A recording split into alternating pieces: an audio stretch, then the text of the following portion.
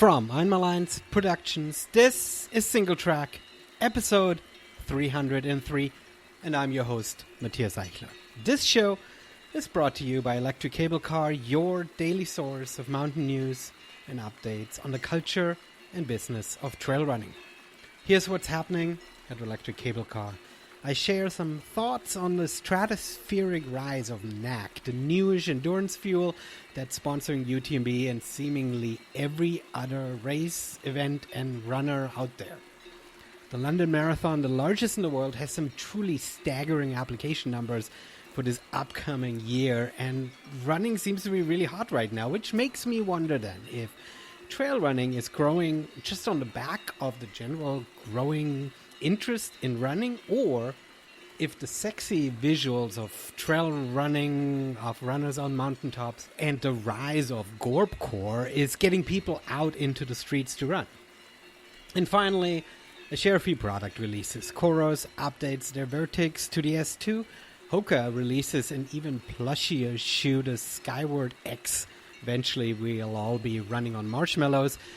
And I share some thoughts on the Shox headphones, those bone-conducting, not-in-your-ear headphones. I've been using them over the last 6 months, and in short, I love them.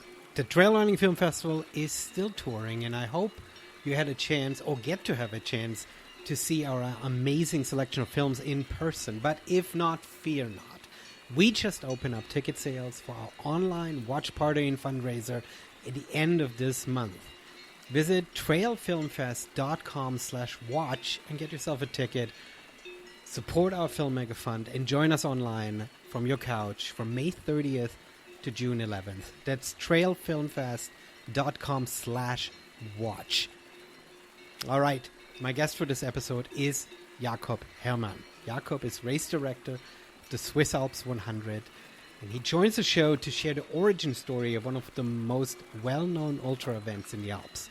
This event in Fisch, just above the alleged glacier with views of Eiger, Mönch and Jungfrau Mountains, invite you to explore one of the most beautiful corners of the Alps. So originally, Jakob's hometown, the community hosting the Swiss Alps opened their arms to Jakob, who now lives in California, to the idea of bringing a trail race to the area. The week of events is filled with a classic 100-miler, but also a hike and fly event, so very Euro, a VK, and now for the first time a backyard ultra. How Jakob keeps all this straight, where the motivation and energy comes from, and what dreams he has for the event, you'll hear in the upcoming conversation. Jakob Herrmann on Singletrack. Welcome, Jakob. What do you prefer? If I'm in Europe, I'm Jakob, and here I'm Jacob, Jake, Jay. I get so many names now, but thanks for having me, Matthew. Yes, I super appreciate it. You're the race director of Swiss Alps 100, and we won't post the video, sadly enough, but your background looks amazing. You're like fully decked out. You're totally ready to go. Race director, race profile, bibs, logo, everything. We need to talk about all of this, but before we dive into, let's talk about you person.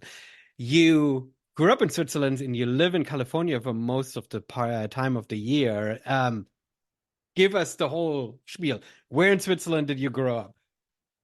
Yeah, I was born in a place called Visp. It's really close to Zermatt, Matterhorn, and then grew up in Brieg next to Visp, so to speak. And been there for my first 26 years, 24, something like that.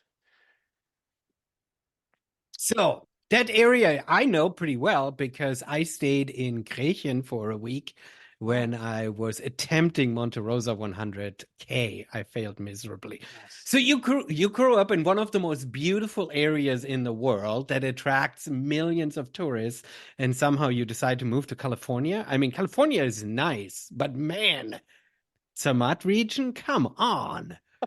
Yeah, I do get this a lot when I Right? talk to people. They're like, "What are you doing here? Go back to paradise." And it is beautiful for sure. And I do miss it. But, life, it never goes how you planned. So that kind of happened to me. When I was finishing my work, like in Switzerland, I was doing like I was a car body painter, and when I was done, I was thinking of new things to do, and back then computer came pretty bigger. So yeah, in a spur of a moment, I decided to sell everything and just go and attempt to go to the United States and do my college degree in computer science as my next step. And I got my college permits, like, and then the goal was just to go for about 4 or 5 years, earn my degree, come back, get a good job, get a family, all that stuff. Mhm. But as I said, it never works out that way, because I went to college in California, in Santa Monica, and sure enough, at school, like one of the early days, I met this woman, Linda, and yeah, she The turned rest out is to be the history. one. Well, Right? Yeah. fantastic. Yeah, fantastic. Well, that's amazing. Well, that explains why you then stuck over there now. I mean, this is sort of a similar path that I have also sort of attempted in Yeah. or am living now. And I also get this question of like, but man, Germany. And I'm like, well, but West Coast is pretty nice too. Well, I wouldn't call myself being stuck here. Yeah. I have to say, well, Switzerland is beautiful, but California is not too bad either. Like we pretty much have it all. It's very beautiful. Quality of life is very good here, so I'm pretty happy. I am pretty happy, so I like it. So, as you somewhere throughout this, you discovered running. We need to talk about your personal running career before we dive into the race directing, which is super fascinating because you could have, started a race anywhere and you take a race back to Europe, which is fascinating. But running, how did you find Mhm. running, ultra running? How did this come about? Yeah, it's another fascinating story too. Like never goes how you plan. But interestingly, I was never liked running. They made us run in school in Switzerland, and I was decent about it, but never liked it. And then after school, I literally didn't do any sports for over 20 years. That wasn't me, right? So, but once I came to the States, and one of the things I happened is like I was kind of poor student, so to speak. So McDonald's, Subway, College Junior, they all became my biggest friends because they fed me. Unfortunately, it showed, and I was always very skinny, but then I started to gain weight. And what do? You You go need on to a do treadmill. something.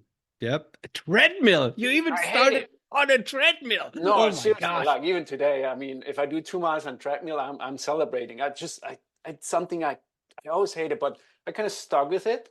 Mhm. And I used the treadmill at the place we rented. It was just one machine there. And one day, I'm like, okay, one more time, and the treadmill was broken. So I had this crazy idea, maybe go run outside. Maybe. Can't Which hurt. I, yeah, I did, and then something clicked, and I just bang, I was in, and I was in for good. Like from there on, I was just really running more and getting into racing, and yeah, that's how I kind of slipped into all that stuff. Nice. So before we dive into the race directing part, you ran races. What was some of your favorite racing experience? Oh Because my ultimately God. you're a race director now, so Mhm. something must have like truly inspired you where you're like, wow, this Right, is the way to experience running.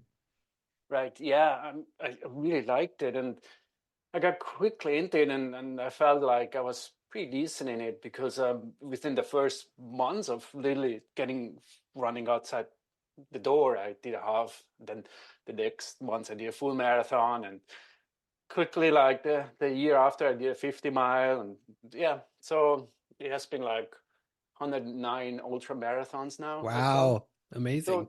So, I mean, depending on like beauties, like they're all more, mostly very beautiful for sure. Yeah. But really, what draw me in eventually, it's just that ultra running community. It's something like you make these friendships, and they're just so solid. Like I really appreciate it, and how we kind of like help each other out Hmm. in a way. And yeah, we'll talk about this because that's how I kind of start slipping into race directing in that sense. Yeah. But yeah, no, it's just being out there, and I mean, I remember Tahoe Trim Rail, 100 mile. It's beautiful, Yeah. and Yeah. I ran, yeah, so many. It's just so nice. That's amazing. So you're completely not a runner. You run these races. You realize it works for you, right? The progression was fast. You enjoy the community. So at one point, what was the spark that made you say, "I live in California. I want to set up a race. I want to do a race thousands of miles away," because you're adding logistics and complexity that is yeah, beyond of what pretty much, I don't know, most race directors do, right? It's a huge lift. And you sure you're going back home, which is a big part of what I want to talk about. Yeah. But still, what made you want to put a race on there? It all started while I was running, and we have this community, and I always wanted to give back, but back then I was pretty busy with family and jobs, so I couldn't make the time. But I'm a web developer. That's what I do. So I started offering race directors to design and program their race websites. That Hey. was my part of giving back. And I did this for free. I created like 11 ultra running websites for events back in the days. So that's how I kind of slipped into it, and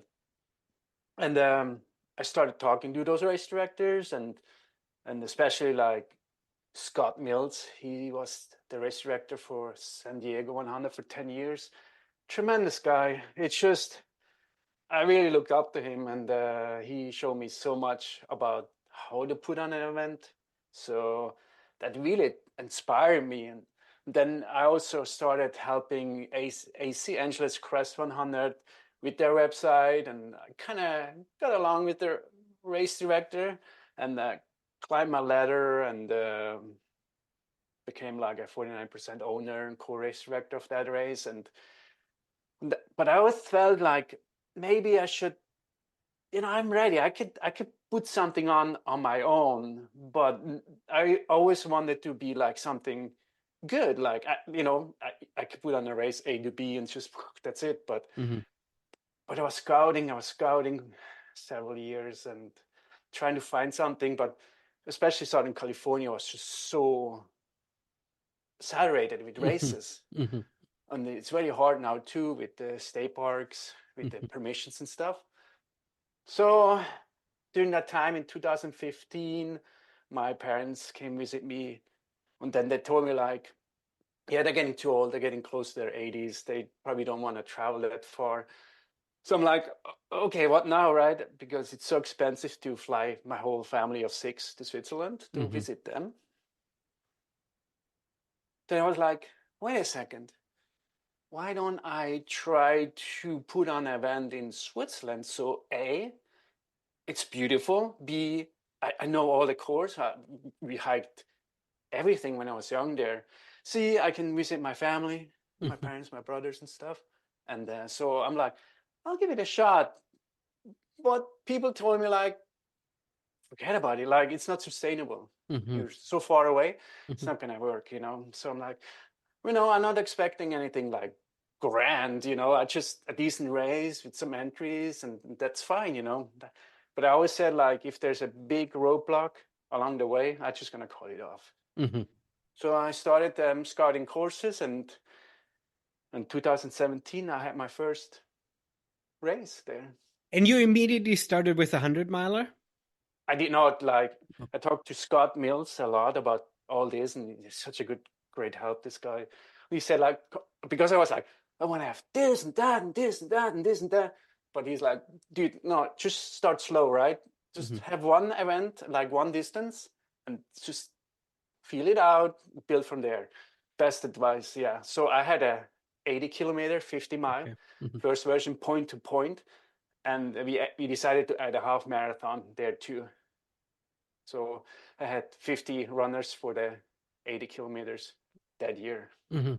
And I learned a lot because I have to tell you, like, I thought I was ready. I learned a lot here from other race directors and what I was involved in AC. And I go over there and I'm like, I got this, right? I got this. Mhm. It's just racing, but it's a different world. Yeah.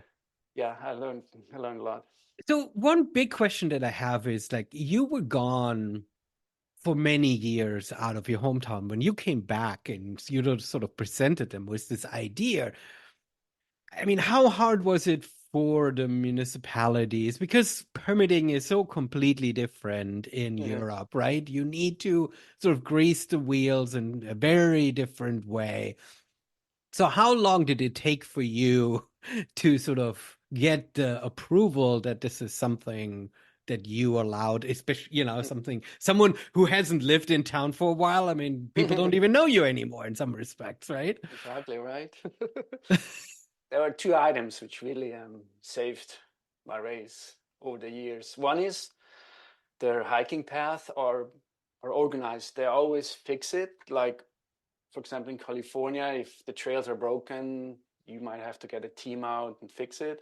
Over there, it's amazing. Like, I was once there in spring. I ran a section, there was like down trees, the trail was a little broken. And I'm like, oh, I'm gonna have problems this year, right? And sure enough, they fixed it all. Like, so the trails are always ready because Switzerland is such a magnet for hiking. Mhm. So that they got that covered. Big help. And yeah, for the other one is like to get permissions. I was surprised how easy it was actually, Oh, because wow. yeah, you figure out where you run through, you write them an email and ask, and then they give you a permission, and you know. So that's how I started, Yeah, and yeah. over the years, it's a little more complicated now because I have to get permissions with all these departments of nature and dangers and all that stuff and police, and it's a process, but it's still like very doable.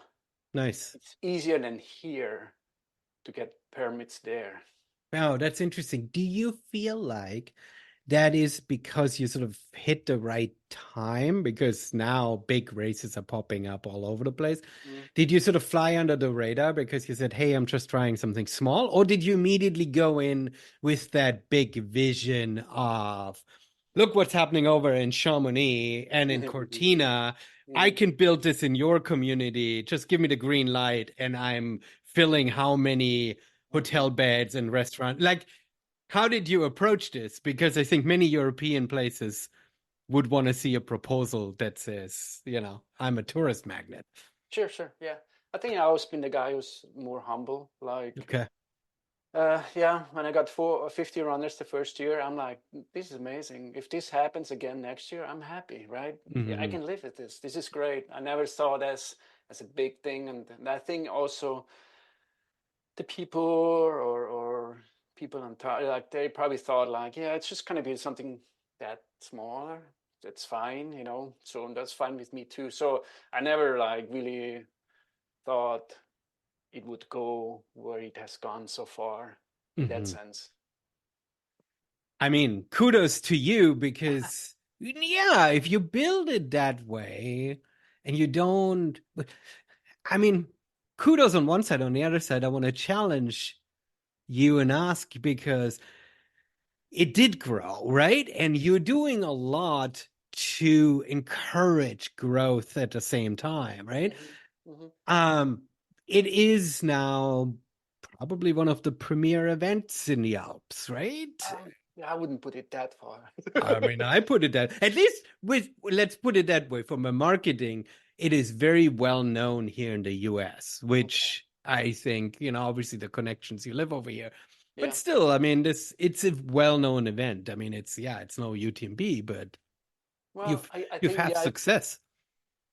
yeah. I mean, obviously, I mean, this year we steering clear of getting over 1,000 runners from at least 50 countries. So Well, yeah, that's amazing, yeah, especially if you compare that to American races, right? I mean, right. Well, in all fairness, America, they have rules and regulations like Hard Rock or Western State. They cannot add. The permits say like 200, 300 runners. That's it, right? So I don't have that. So, yeah, or Europe doesn't have that.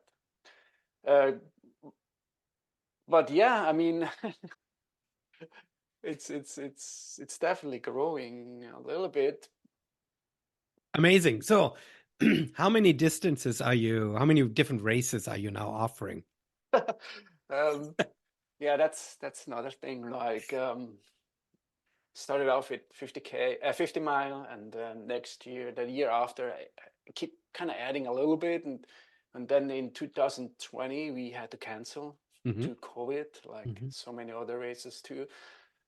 Well, that was a major bummer. I thought let's just be productive and use that to maybe kind of relook at everything. And then we saw if we move to this new start and finish location and sport resort in Fish, that would be amazing. Because then, first of all everything is there, right? All the bathroom, showers, hotel, they have 1,000 beds there. Then every runner goes through the Aletsch Arena, like to the Aletsch Gletscher. Hmm. So that's definitely the money shot. So I want people, if they come, I want them to experience that. So yeah, that was a good move. Yeah. And then so subsequently we keep adding new stuff because it just kind of fits, right? We had the 50K, the 100K, and the 160K, and it was great, So to make it more appealing and kind of animate children, we added the free kids run. Hmm. So that came in like for 1 kilometer, they can run for free. They get a bib, they get a medal, they get a food, they get everything. It's very cute. And then a good friend of mine, Mark Fisher, he ran my very first 50 miler. And then I met him again down the road and we really became good friends and he helped me a lot on the race, especially with all the logistics and stuff. So he's a flyer, Hmm. parachute flyer, Hmm. paragliding. Hmm. So he's like, why don't you put a hike and fly division to your event? And I said, probably not. Like, I don't know the rules and regulations. Sounds dangerous to me. I don't want to have the liability. And he's like, no, no, no, I can do it. So he's the race director for the fly, Hmm. which is so interesting because they run up, they have to run up to the first aid station, they start flying, and they just keep going as much as they can in either the 10-hour event or the 24-hour event. Hmm. And then whoever has the most elevation change wins, kind of in that sense. Okay. Okay. Very Amazing. interesting. Yeah. Yeah. So, Yeah. so that came along, and then it's really good, though. It's really interesting. And then we added the vertical too Hmm. for about 2 years now. Yeah, that was funny. Like in 2021, some guy came by and he's like, "Can I put the flyers up?" And show me. And I looked at it, and they're promoting a vertical, and Hmm. I'm like, "Oh crap!" Like it's exactly the same course I was planning, but nobody knew. I wanted to keep it on the wraps and then announce it. So I told Hmm. him like, "We're gonna do the same, right?" And he's like, "Oh, okay." So he left, and I'm like, "Okay, here we go. Now we have problems, right?" And I got a phone call, and whoever organized that, he's like, this is amazing. Yeah, why don't you organize it? You have the structure, you have the runners, and we support you, right? So perfect. We definitely had a win-win situation there. So we put the vertical. It's super good. It's like 6 miles, 6,000 feet, or like 10 kilometers or 1,800 meters uphill. You end up in Eggishorn, which is this beautiful place, all panorama, beautiful day. You see the glacier, you see the Matterhorn, and whenever you're ready, you can take the gondola back for free to the ground. So we're like, this is great. Okay, Yeah. this Yeah. is it. But of course, minds keeps racing, and here I go. All right, maybe a backyard ultra would be nice. But it's not going to work, right? So I look at it, and sure enough, there's a nice loop course, which is exactly the distance. So, and I'm like, I cannot do it. I'm so busy. If I don't find anybody as a race director, I'm not going to do it. sure enough, this guy reached out and he's like, he ran one in Switzerland. He's like, I can help you. And he's amazing. His name is Max and he's really running the show. So I'm so happy. So we were able to offer this now too. And we're going to have like two different, like during the night, you have a out and back through the Hmm. village. And during the Hmm. day, we have a loop through the forest. So I'm excited. I'm excited. So that's where we are now, 7 different distances. I mean, it makes my head absolutely spin. Are you just like living off of Red Bull for the entire week? I mean, that is insane. Well, luckily, Red Bull is one of our main sponsors. So, That's why I'm asking. I was teeing you up for that one. I mean, that's crazy. I mean, yes, it's super good and amazing to see that you, as somebody who hasn't lived in town for a while, can come back and all this help and all this partnership grows and yeah. develops over the years, Hmm. right? I mean, you have not met closed doors, you've not met permitting challenges. And when people have other ideas, they rather collaborate and say, hey, let's bring this together and build one event rather than sort of this week is this brand that needs to be marketed on its own with its own event, and this week is this event, right? And Yeah.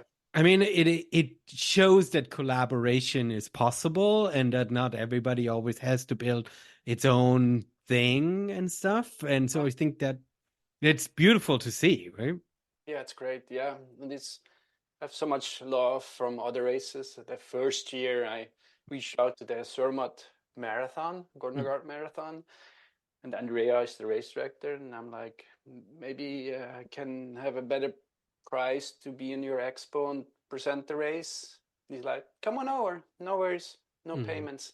Oh, So amazing. since then we're really close, and I can help her, and she's helping me. So it's just beautiful. I'm so we have this saying like füreinander anstatt gegeneinander, like together instead of against each other. And Hmm. I like that. Like we just let's just work together and build something. Yeah. Yeah, And the community, I mean, it sounds a little bit too good to be true. I'm trying to like fish for challenges. sure. The community is, are they happy about it? I mean, this does take over the city for a Mhm. week. Is it because, people are geared and living off of tourism that it's a welcome sight, or are people Mhm. worried that too many people trample on the trails? Right. So for now, I think it's just Friday, Saturday, Sunday. It's the really busy days. We're out there and do our thing. Unfortunately, the community is not very participating. Like if you go to UPMB, it's just the crowd is just amazing. Like it's people are out there, rain, sunshine, just Hmm. complimenting the runners. But I don't have that yet. So, and we are working with so many things to change that. So when people come to the finish line, there's people there and do stuff. So we Hmm. still need to grow there in that sense. But I don't have like any real complaints about, oh my God, because I think like my communications are just very strict. Like for example, I'm super strict with trash. Don't Hmm. trash the trail. If you Hmm. trash the trail and I see you, you're never gonna come back. That's Hmm. it, right? So, and be nice. You know, don't be like, don't be rude. Just if you see people, let them pass, say hi. So we can do that. And so far, I think it works out really well. So, and I think one of the beautiful side thing is like, yeah, I think it really gives the tourism a good boost in the region. Hmm. Yeah, I was talking to one of the hotelier. He's helping me with 2 aid station, which has a hotel next to it. And he said, like, look, in the summer, and that really stuck with me when I talked to him. In the summer, there's like every weekend events, events, events, events, right? But only 2 events really stands out. So one is it's a big mountain bike race, which is going to happen very soon, I think next month. So that draws a lot. And the other one is the Swiss Alps. Like, it's incredible. Like everything is pretty much sold out, hotels and everything. And they do see that boost Hmm. within the where the race goes through. So I think in that sense, I'm pretty happy to give that also to the region.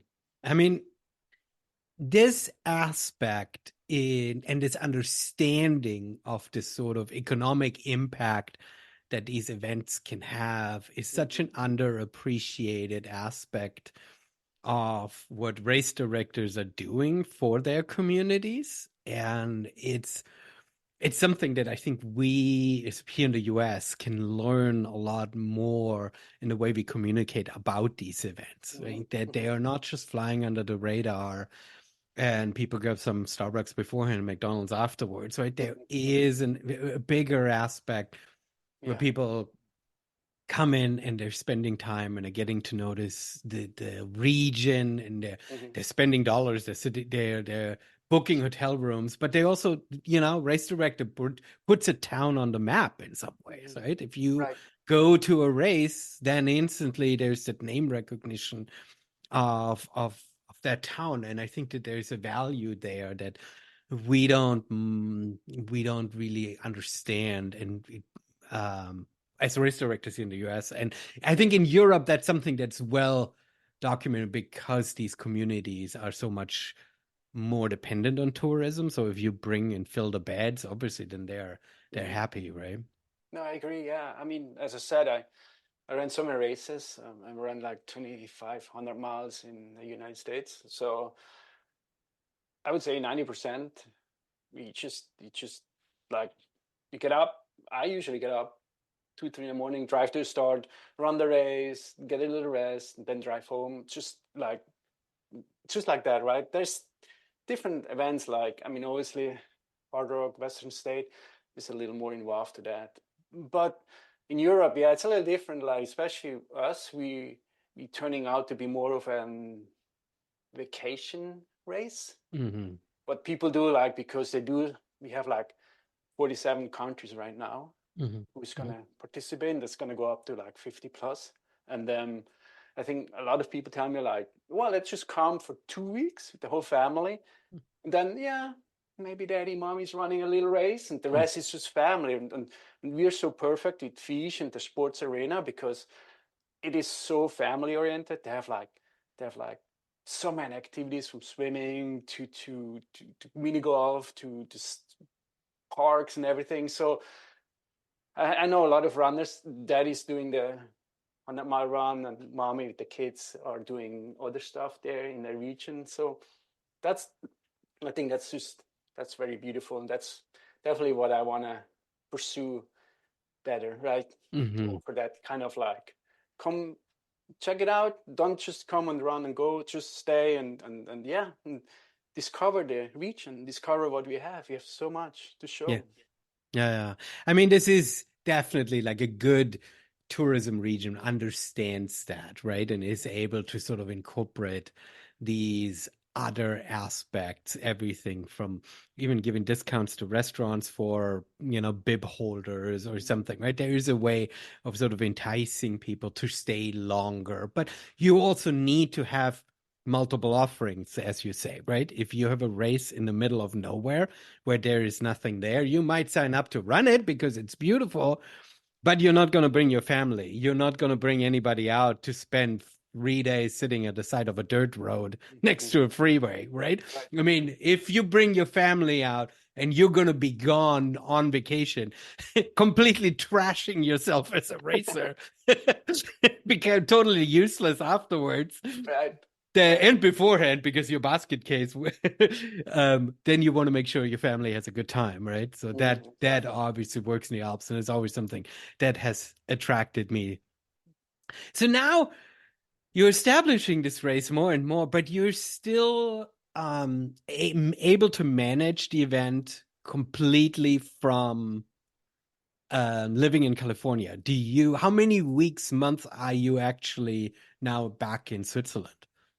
Um, I'm always come back at least 2 weeks prior to the race and stay 1 week after. So it's 3 weeks. I stay in August. That's kind of the Just standard. 3 weeks, and Yeah, you're that able works. to Like, do everything remotely. oh, for Wow, sure. Yeah, because that's once I amazing.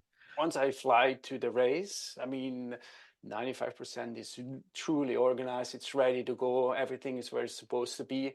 So all you just go there, and then you have other things like, you have to build up the infrastructure for start finish and all that stuff. So that's definitely way enough times for 2 weeks. Yeah. And That's then, amazing. yeah, I want to make a joke about Swiss efficiency, but I mean, hats off. I mean, I'm a race director too, and I feel like for my tiny little races, I need more time to develop these, put these races on than you. I know you're doing other stuff, but yeah. just like on the ground, that's very, very impressive. Well, don't be mistaken, right? Technically, like, basically, I work on the race from here pretty much every day. Hmm. It's not easy, right? It is involved work. Luckily, I enjoy it. So because obviously, it's not paying well for me, but that's okay. Like, it's more, I really enjoy doing it. But those days, you can do like so much online. So let's say I go back, right? I'm gonna go back 2 days or in 6 days. Hmm. The reason I go back is to mainly move the race material from my brother's shed into a depot right at the start finish. Hmm.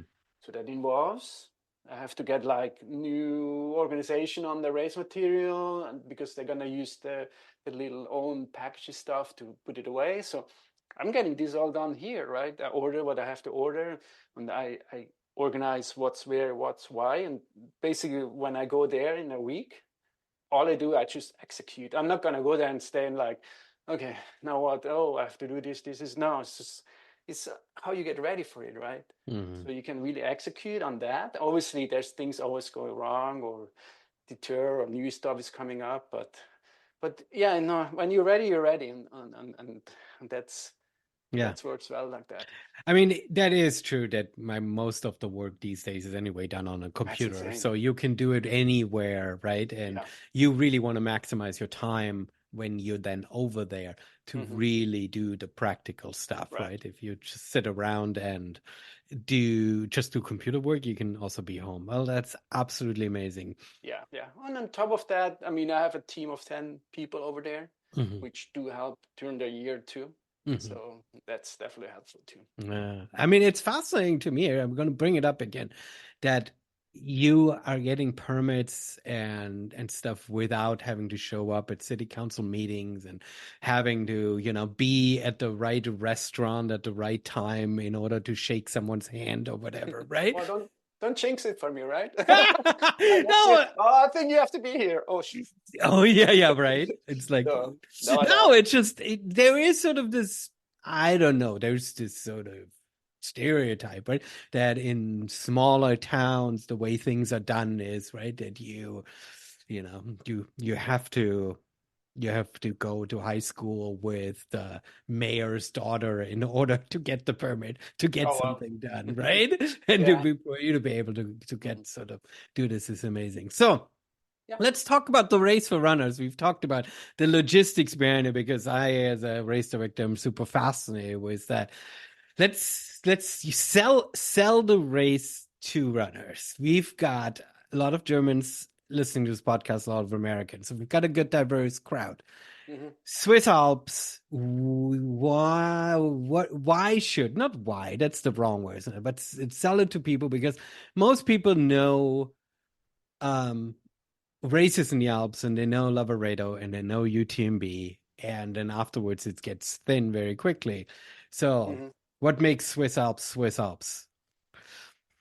I've been thinking a lot about that, and obviously, and I always was thinking about having something which summarize it, and I thought I found that years ago, because we say like sign up for the challenge and run it for the beauty. So that pretty much, Ooh, I think, says it's ooh. like, because it is not an easy race. Hmm. It is and difficult, right? Because it's in the mountains. It's a lot of elevation change, and it's sun. It might be rain or what have you. But if you sign up for the challenge, you accept that, and then you come out, then you do run it for the beauty. Because if I may say so, it is a very beautiful course. You get so much of things like we have 3 suspension bridges. They're big, right? Mhm.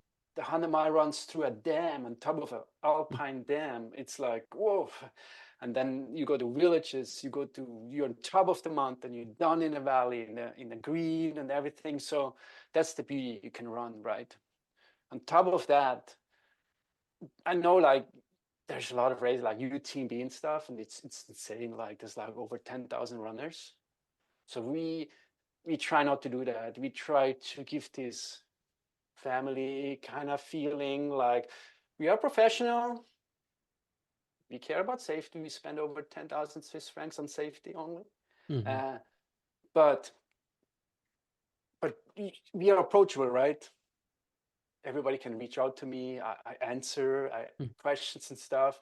We want to keep it kind of like a family feeling to it, because that's where I come from. It's like the racing community, the ultra running community. Just let's go out there. I mean, it's challenging, it's beautiful, but let's make friendships too, right? Like, let's meet people, let's talk, and just form those friendships. That's what I want to do. Like, I already talked to the team. Like, if the registrations are going bigger, which seems that way, we have a few things in the pipeline, which I think it's going to explode the event. But then we're going to definitely restrict that, because we don't want to have like, even though we don't have, I could probably have 4,000 runners, Mhm. but I don't want that. Like, it's just, let's restrict it and keep it somewhat smaller. So it kind of keeps that feeling alive. So that's where we're coming from. Yeah. So, a super hard race in a super beautiful area, still managed small and community oriented, not with this feeling of, I don't know, high stakes events. It sounds amazing. Mm-hmm. It sounds amazing. So, we obviously will have links in the show notes, and we'll have photos and stuff like that. We want to make sure that people really check this out. Mm-hmm. You've got an amazing website that gives all the details and stuff. Um, it's easy to get to. Yeah, why don't you give people, Americans, yeah, tell people how to get to Fish? What's sort of the easiest route to take into if you fly from the US? Sure.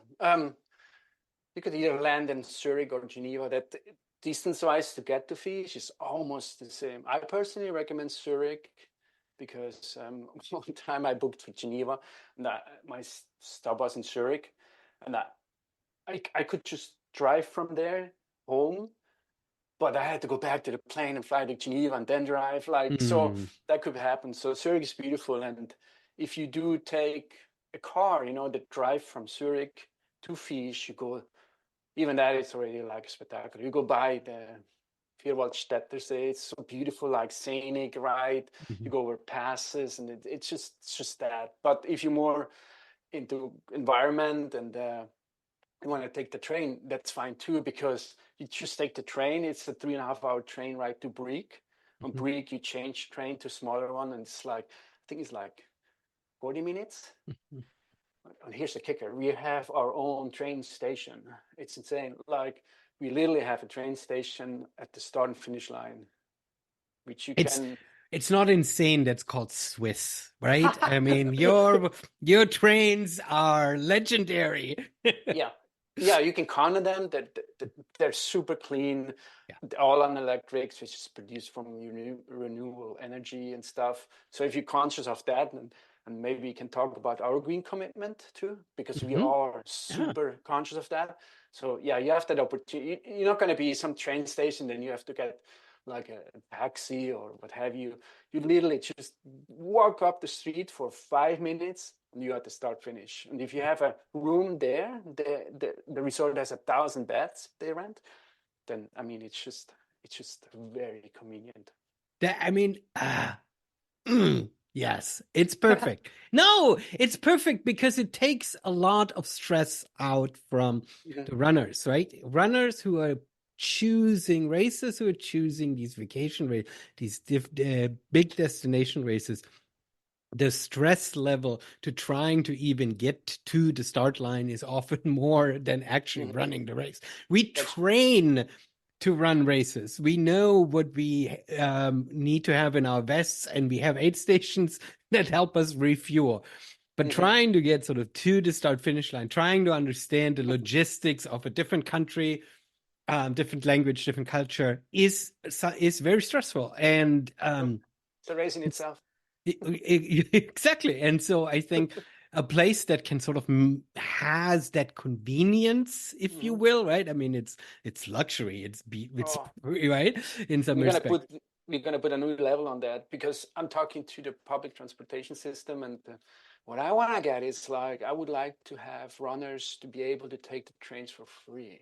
Yeah. So many events have that in Yeah. Switzerland, and they say for them to consider that, well, it's not free. Like I have the cost Right. reduced, but they can use it for free. But you have to have over 1,000 registrations. So I think we meet this year, and if that happens, then I want to do that. So you could literally land in Zurich, then get in a train, and you're good. You're good, right? You get to the start, and then you go home, and it's all taken care of. I mean, this is absolutely brilliant. I like how you talk about wanting to keep the race small yet still have the ambition, because we often talk about big corporate races, UTMB, sort of being bad because they become impersonal. But the problem with the small run personal races is often that the race director's falling asleep at the wheel a little bit, right? It's starting to become sort of, we know what we're doing. We don't have to be welcoming to new people anymore. We have the same people sign up. There's a little bit of a laziness that creeps in. And I love to hear from you that you want to stay approachable, but you have the ambition and the drive to continuously push into new areas to make the race better for runners, to make the event run more smoothly, add more exciting things. I think this is sort of a really, really healthy and fun balance. I think so. Yeah. Yeah. Yeah. Yeah. Well, for us, it's like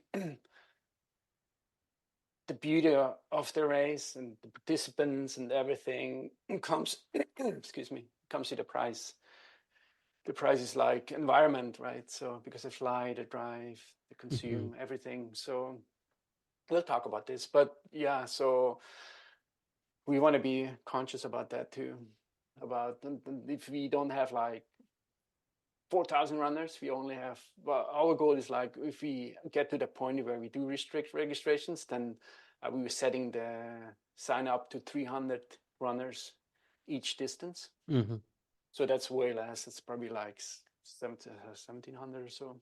So that contributes to kind of limit that big flying, bit, you know, carbon neutral and everything. It's a big focus. Let's talk about your sponsor relationships. Um, it is in a fascinating sort of. Do you enjoy doing it? Let me start there. I often talk with race directors, and there's sort of this interesting game to play, right? That race directors really can make a difference for their organization and themselves in how they are being paid and compensated for their work if sponsors are really helping out. But it is sort of an area of work that you have to do that is very different from everything else, right? You enjoy setting the route, you enjoy, designing the bibs and in welcoming runners, but that sponsor relationship is sort of a fascinating workload. How do you enjoy it? How do you see this playing into your organization? With sponsors, I have to say, I might be unique. I'm not sure. I think so, because a sponsor, and this might be a little weird, but I only want to have products I personally believe in. Like, I don't want to add stuff. So if you go to our sponsors page, everything you see, it's something I either use or approve. Like, not trying to be like self-centered or what have you, but No. what I want to do is like, you go there and you see, oh, Phoenix Lights is a sponsor. They're sponsor, right? But I use Phoenix Lights since 10, 15 years on my races, and they are good, right? So I believe in that product. So I want that to communicate to my runners. So that's what I do. but I also think like, yeah, sponsor to find it and everything. It's very very tough, and I'm obviously very bad. Like, I you should have a like a sponsor dossier with pretty pictures, pretty words, and but I never get to it. Right? Mhm. I think like if you're worth it, they come to you. Okay. Since I mean, I do reach out stuff like I'm trying to get in some sponsors. I would love to have certain drinks, certain shoes, which I approve, but that fell through. But I have good stuff like, I Chorus. I'm a big believer in Chorus. Those are the best watches in my opinion. There's been sponsors for 4 years now. Mhm. The same like Olic Arena, big company in the region. Mhm. For them to help me, it just shows me that they believe in that project. So it's a work together win-win situation. The same with Red Bull. Like Red Bull, I always had Red Bull as a sponsor, but until last year, they helped me with. They give products, right? Mhm. So they gave me 96 cans of Red Bull. But I wasn't able to say anything. Like if I could not announce it, they don't want to do that. So Mm. then last year, for the first time, they're like, okay, that's it. Like we're gonna send you 960 cans, Mhm. and then you can officially announce and stuff. So I think Red Bull, suddenly sees, wait, this is going great. We Mhm. like it, so we sponsor it. That sense. And same for Wallach. It's a iced tea kind of herbal tea producer. They reached out to me and they're like, can we sponsor? Like, we would like to do that. So we got that. And it just keeps going that way. So while I'm not good at it, and maybe I should have a person which is doing the sponsorship. Uh, okay, I have one, but he's going for the big fish. But Yeah. I'm not really that good at it. But the list looks really good, so I'm really happy. So it's just a kind of a testament of we go into the right way, we do the right thing. Mhm. It is a fascinating challenge because as you say, you want to have good sponsors, brands that elevate what you believe in is what Exactly. makes the event, right? Yeah. But there's also reality that cash is really, really nice. Yeah, that's not happening. Well, I'm just saying, right? Mhm. It's like that's what sort of makes the difference and enables an organization. And I've mentioned this now in almost every podcast that I'm talking to race directors. I talked with Francois Lenard, the CEO of the UTMB group, and he says the Yeah. way they calculate is that the cost of the bib needs to cover what it costs for a runner to participate in your event. Hmm. And the sponsorship dollars are helping to sort of build the organization, Hmm. right? And Right. like for example, if you could come up with a sponsor to pay for your portion of the train tickets that to offer free runners a free a train ticket, right? Hmm. That would be a perfect way for you not having to increase the cost for the bibs, right? And so there are these challenges and balances where sometimes we dance with the devil a little bit, if you will, right? Right. Sometimes if somebody approaches us and says, yeah, that brand might not be perfect, but it allows us to do something that's really good for the runners or for our organization, Hmm. right? Hmm. Hmm. Um, and so, yeah, I'm always fascinated by how we can sort of build this out. But this is very deep down the rabbit hole of how the sausage Yeah. is made for race directors. Right. Right. So, you have sort of established yourself as one of the, most well-known race directors in Europe. I'm just gonna say it like that. You, I know, I know. Oh, I no. mean, Swiss Alps 100 is a very well-known race, so you have to own that title. You can be humble about it. I'm gonna give it to you anyway. It doesn't matter. But let's talk about the larger sort of environment. We've seen our sport becoming more professional. We've seen these last few months of what I, in many ways, call kerfuffle around how sort of UTMB is operating. We see the World Trail Majors establishing itself. Golden Trail Series is also active in your neck of the woods with Sarah Signal. And that's a completely Solomon owned event series. So where do you see sort of our sport? And do you see any threats for you? Where do you see yourself as a race director? Do you feel you've got a great niche carved out? Do you feel beleaguered and threatened by the sort of behemoth UTB trying to take over everything? Do you feel like you're being able to take advantage of the sport growth and popularity? Like, how do you see yourself as a race director in this changing landscape? Yeah, yeah. It's a big subject, that's for sure. uh, Unfortunately, I missed the really true old style, old running back in the 70s, 80s. I hear things, it's amazing, like AC 100 in the beginning when you wanted to run the race. People sometimes just slide an envelope with the money and the registration underneath the race director store. Like, it's like, what? Really? So I kind of got a little glimpse maybe when I ran my first ultra in 2005. It was way different than it is now. It's certainly exploding in the growth, right? Which is good and bad, right? Obviously. So the good part is, like, obviously it's more interest, people out there, they do these events, and just it also animates to make better events and have them presented to those runners and everything. So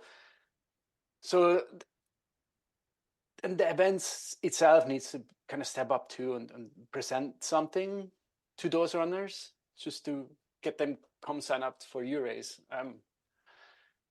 Sort of the worst part, the bad part is, like, yeah, expectations are crazy.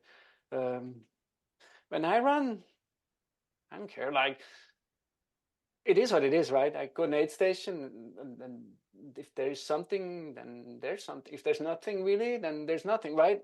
It's okay with me, but I experience now a lot of runners, especially runners, they're super entitled. I think, like, they want everything, right? It's becoming like almost like okay, here's our menu on this aid station. What would you like? They want everything, like meat, vegetarian, vegan, hot water, blah blah blah. It's like, at the end of the day, you're out there running. So even though we do a lot on aid station, every aid station had hot food and stuff. Most of them are vegetarians, but somewhere there's a border, right? And we do get kind of like, oh, you didn't have like vegan options.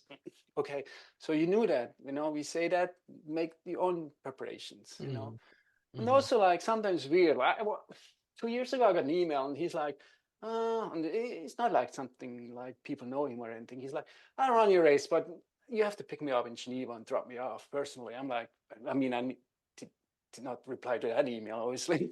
yeah, So yeah. it's weird. Like, can I roll out the red carpet with the music for you?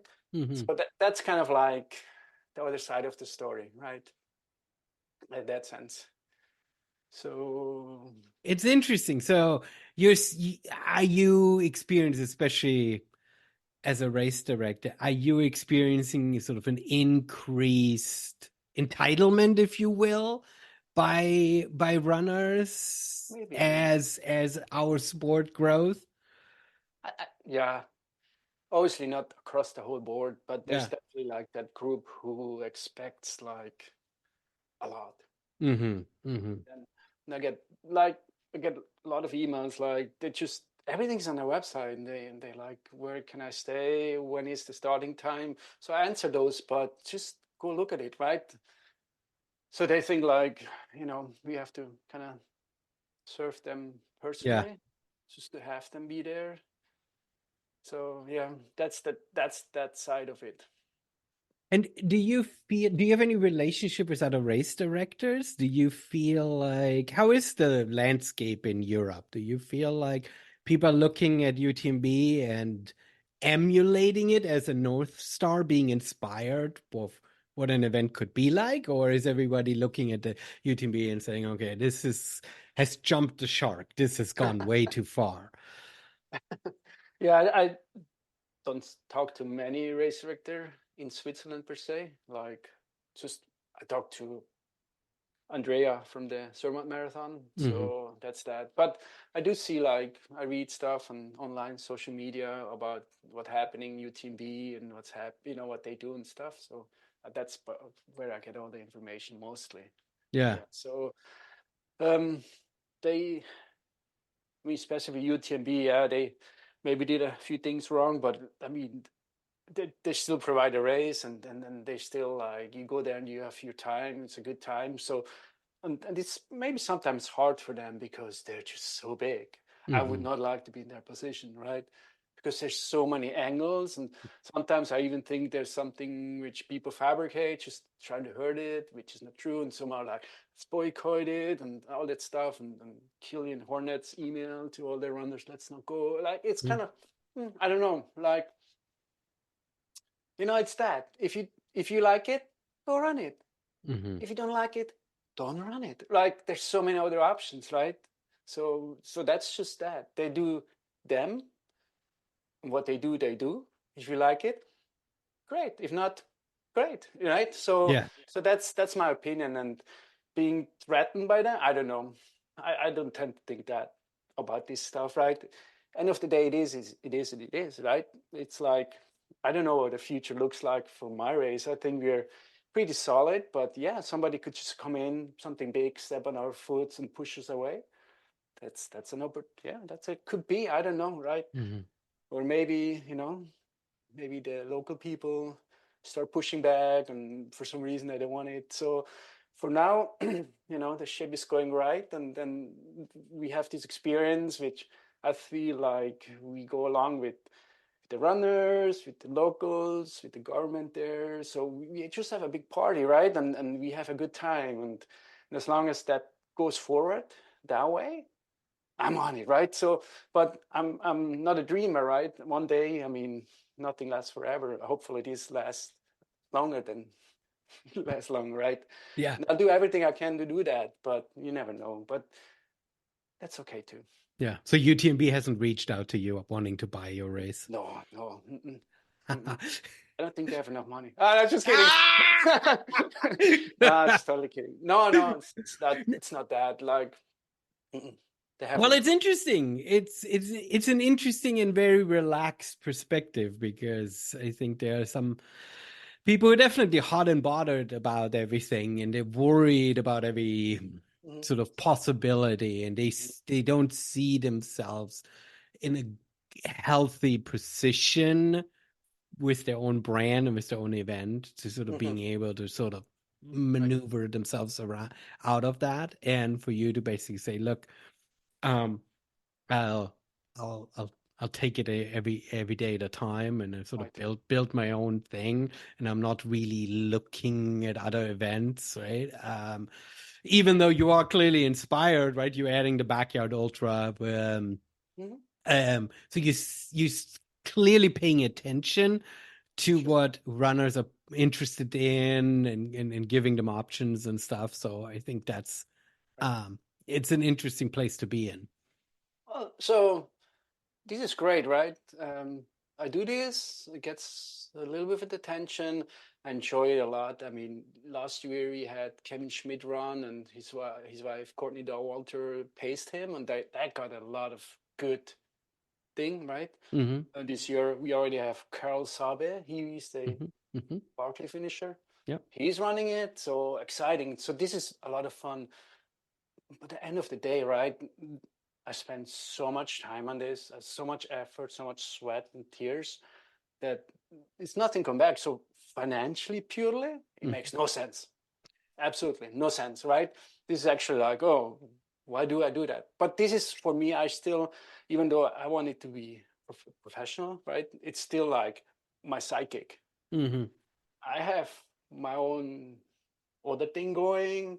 I have a social media website which has like millions of members, and I'm nervous there, right? Hmm. I don't want that to die because then I cannot live, right? Hmm.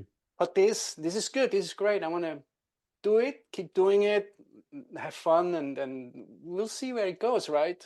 So I would, obviously, I would hate to see it die, Yeah. but You don't have to have it to live off of it, and so you can be a little bit more relaxed about it. right. I mean, it's fun. Let's say something happens and it's over. I'll be sad, like because it's great. I can go back. I see my family. I can do this, and I get some attentions. Which I'm an introvert. It's kind of hard for me, but okay, I'll deal with it. So, so it's great, right? So and I'm curious, right? I mean, I started it, and I thought like, the day I get 100 runners, that's it. I'm happy. Hmm. Well, now we're here, right? So now I'm curious, like, where do we go? Hmm. What's the limit, right? So that's my drive. It's not like, oh, I'm gonna be millions of dollars, right? It's not right at all. I mean, but it's just what can we do? Like, where can we take this? So I, that's my drive. I like it. It's a healthy, and it's also a good privileged place to be in, because you can dedicate so much time to a project that is of this large dimension, and you don't have to have it financially be fully paying for itself, right? I Right, mean, if you have that ability, I think that allows you that long runway to really build something beautiful, and you don't immediately, it's almost like VC funding, right? I mean, it's almost having a startup that doesn't immediately have to be profitable, where you have right, that runway right. of building what you really want to build, Hmm. which is an event that has a great community feel, that has all the pieces, that brings people together, that they feel welcome, that focuses on the right environmental footprint of what you're doing and stuff. And you can fine tune on these areas Sure. that will also keep you happy. And so you're building something beautiful there. Yeah. Let's talk about sustainability. Let's do it. It's a big subject for me. I have kids, man. I have four daughters, age 7 to 23, and I look to the future and I'm like, man, this is going to be rough. But that's why it's so so um, important to me about sustainability. What can we do our part to maybe do it a little better? So we have certain things we do, and I would like to talk about it. Let's do it. No, absolutely. Here is what I'm going to throw out. I looked at it. And one of the biggest challenges for me is that the travel of runners coming to your event, to Mhm. any event, Yes. is such a large portion of your carbon footprint Yes. that it almost doesn't really matter what you do locally on the ground if you're already reasonably good, right? Hmm. Right? I think offering coupless and offering coupless racing, being smart about your general usage of the kind of food that you're serving and stuff, right? Hmm. Separating, recycling, and stuff. Those are all great things,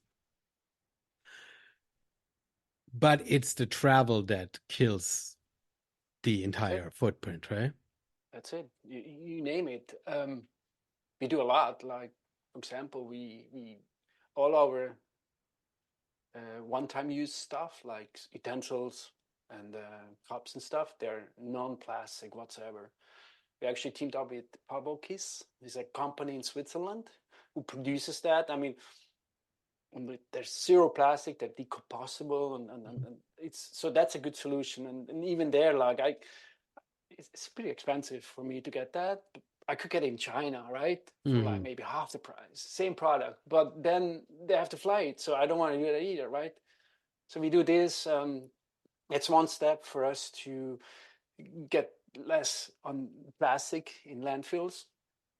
Then we also teamed up with Almighty Trees, which they I reach out to them because I always want to do like, okay, people do that, like you pay for your t-shirt, you don't get it, but donate the money to a tree, right? Mm-hmm. Trees are good, obviously. So I reached out to them, but I always thought like I forget about it, right? Because it's like, okay, so I go run a marathon. I mean, I've run like almost 90 marathons. It's like those t-shirts, hello. I mean, stop it, right? But if you go to Switzerland, you train so hard, you run so hard, you spend so much, you gotta have the t-shirt, right? It's Mm-hmm. your kind of trophy souvenir. But I was wrong. Like, I mean, already like 281 runners donated t-shirts in the last 2 years. Mm-hmm. That's basically 47 new trees. So that's a good initiative. But 47 trees, I mean, Mm-hmm.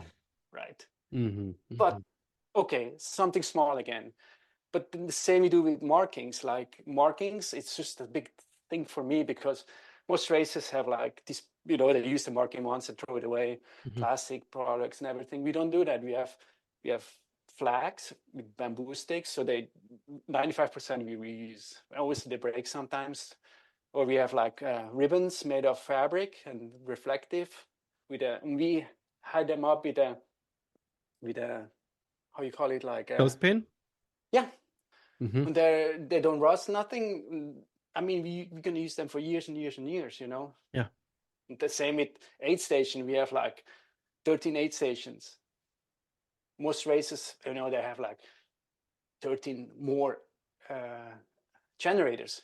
And they're Mm-hmm. really bad, right? They just tucker Mm-hmm. away. Mm-hmm. But we placed all the aid stations, so 12 of them are using an outlet, which is from renewable energy. Yeah. Only one, like Brighthorn, is so far away. We have one generator for communication, to get the communication going and stuff like that. So those are steps which helps, but not big steps. So obviously the big one is like if you trying to be carbon neutral.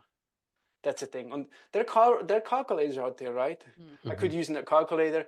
They say, I know where they're coming from, the flight, and it all measures how much they use. But you have to be so careful, like, because I see a lot of races that kind of use that. Oh, we're carbon neutral, right? But what does that mean? Like, I have a friend of mine, Sue. She's in New York, and she does that for a living. Like, she's sustainability, everything, and she's the director for that. And she's so good at it. I mean, I'm so grateful to have her. And she said, like, you have to be careful, like, because people say like, oh, we carbon neutral, we do this and this and this, but it actually doesn't translate to that. So Mm-hmm. it's I wanted to be carbon neutral this year, but it's just a longer process because I want to make it right, right? I just don't want to do something and say like, oh, Yeah. Yeah. Yeah. but yeah. So that's that. I think that's when once you nail that, that makes a big difference. Yeah. Because they do fly, right? They do drive, whatever you do. But then we can do different measures to offset that. Mm-hmm. Now, I don't know what, maybe more trees, thousands of trees, or what have you, right? But we have to figure out what really makes that difference. Yeah. Yeah. It is fascinating, and I think it's something where us as race directors, and I see this in you. You're someone who likes to tinker, who likes to improve and twist the dials on a Yeah, regular basis, right?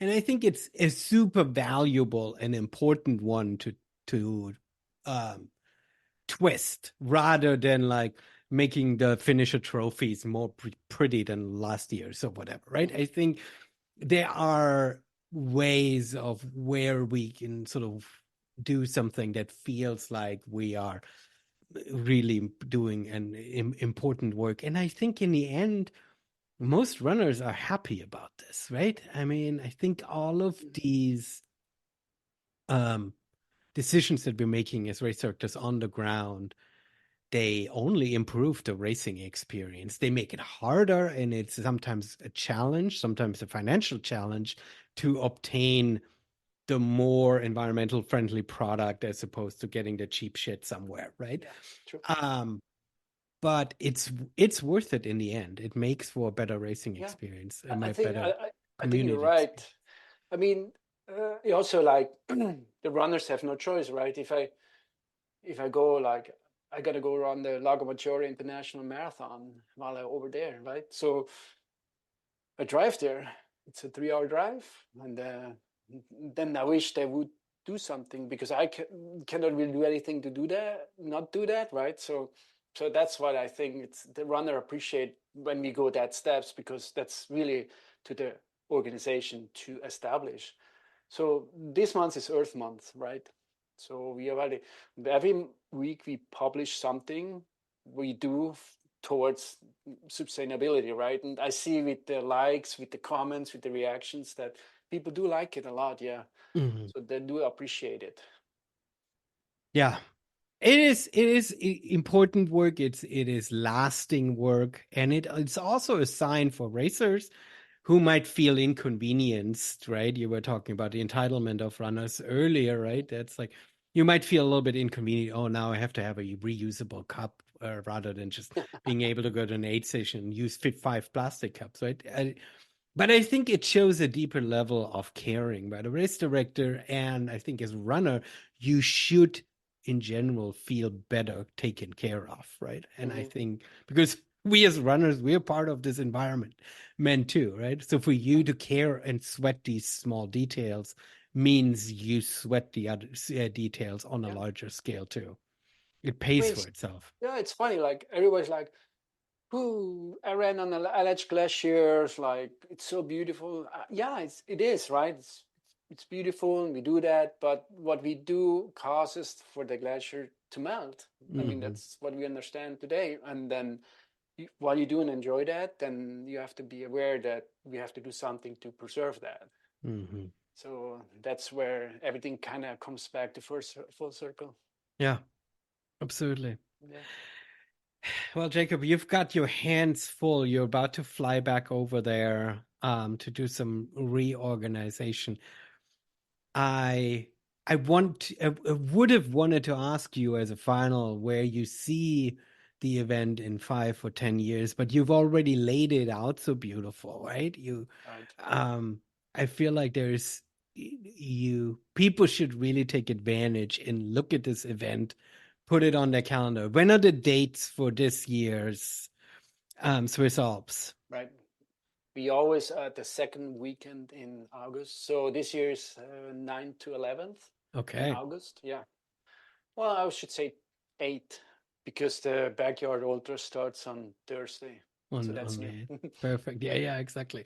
So Yeah. you're slowly but surely expanding out. If you're looking for an event that isn't 100 mile, or you want to enjoy the Swiss Alps, there are plenty of distances. You could just like bring your parachute and do the hike and fly, which is on a Well, completely different level.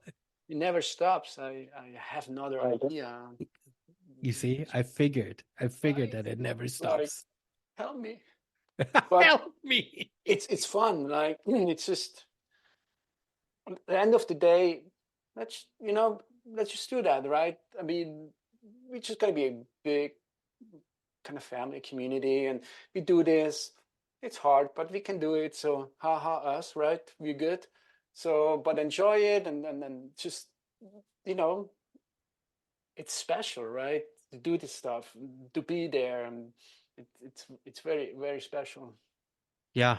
No, it is very special. You sold it well to me. I need to put this event on my calendar as well at some point in the future when I'm ready to run hard distances again in the Alps. Right? Yeah, we'd love Where? to have you. Yes, where can people learn more about your event? Give us some links before we sign off here. Right. Yeah, it's just website, swissalps100.com. If you're into social media, we're on Facebook, Instagram, under Swiss Alps 100, just one word. Fantastic.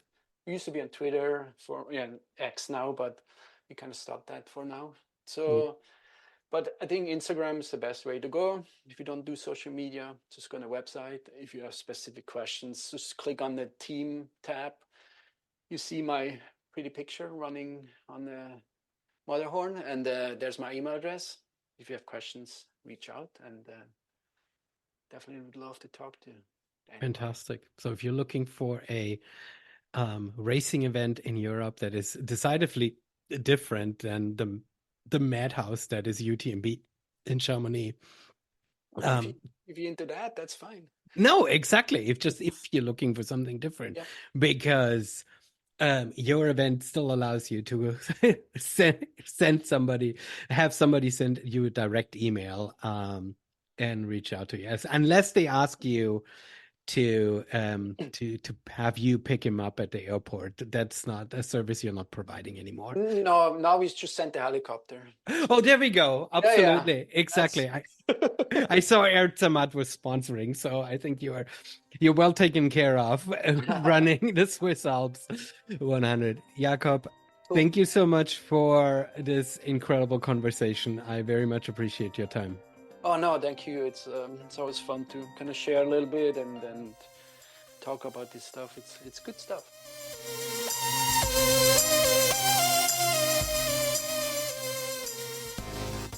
Thank you, Jakob, for stopping by, and thank you, dear listeners, for joining us.